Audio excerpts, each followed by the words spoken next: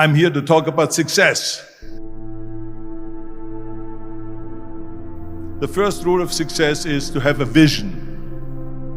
You see, if you don't have a vision of where you go, and if you don't have a goal where you go, you drift around and you never end up anywhere. I mean, as you know, I was born in 1947 in Austria after the Second World War. So I was very fortunate that I stumbled onto my vision. And I didn't really like Austria when I grew up. I couldn't wait to get out of there. I couldn't see myself becoming a farmer or a worker in a factory or anything like that.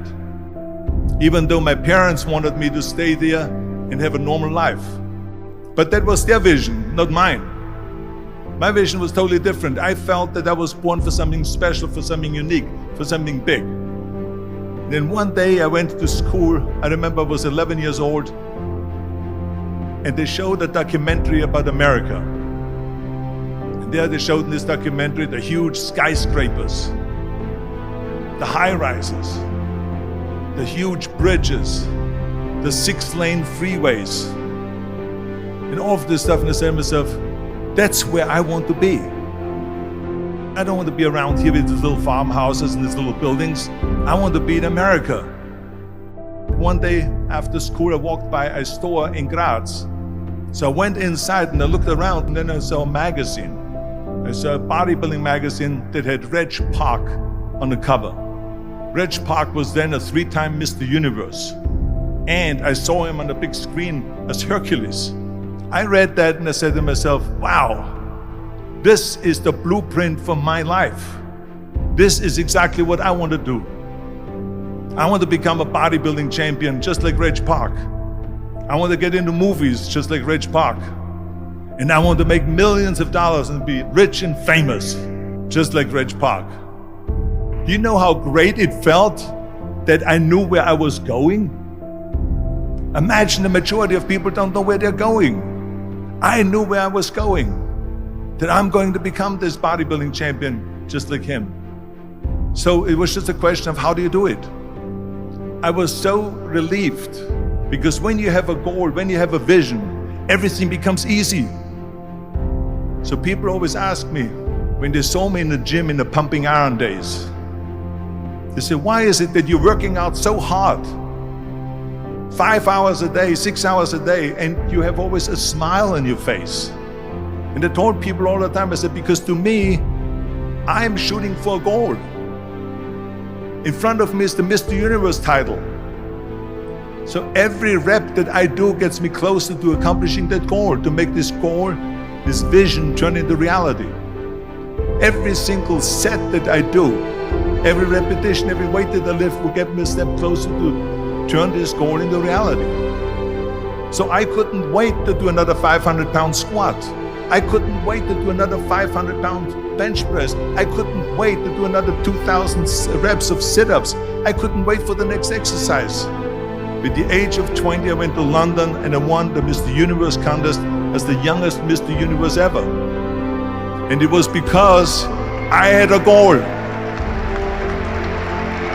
So let me tell you something, visualizing your goal and going after it makes it fun. You got to have a purpose no matter what you do in life. You got to have a purpose. 74% hate their job in America. Now this is not much different when you come to Europe. The majority of people don't like what they're doing, because they're really not doing it because they didn't have a goal and they followed this goal. They just aimlessly drift around, and then all of a sudden there's a job opening, so they get that job because you have to work.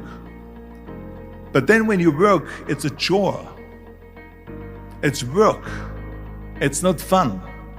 So if you think about, only a quarter of the people really enjoy what they're doing in life.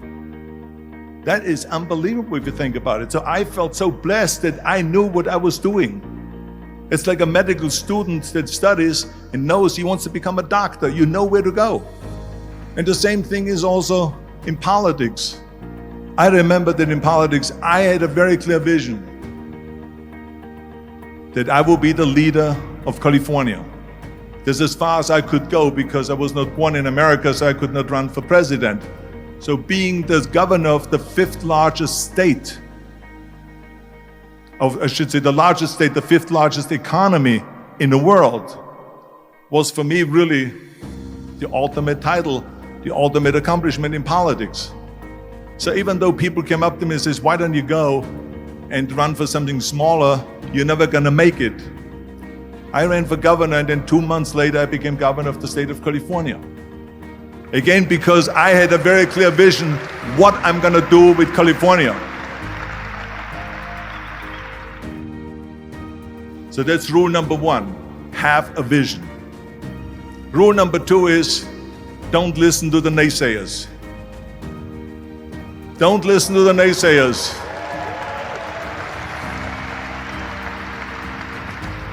Everything I ever did, the thing that I heard out of people's mouth was, that's impossible. That can't be done. Or no. That is exactly what I heard, and of course I proved to the people that it can't be done. So whenever someone said to me, it can't be done, I heard it can be done. When they said no, I heard yes. And when they said it's impossible, I heard it is possible. I'm a strong believer of what Nelson Mandela said, that everything is always impossible until someone does it. Well, I'm gonna be the one, I said to myself, I'm gonna do it and I'm gonna show it to them. Maybe it has never been done before. That's perfectly fine with me. But I'm gonna do it. And I did not listen to the naysayers. It's all about the hard work that you put in. I said to myself, in bodybuilding I worked out 5-6 hours a day. I'm gonna do the same thing now for acting. And of course I went to college to study English.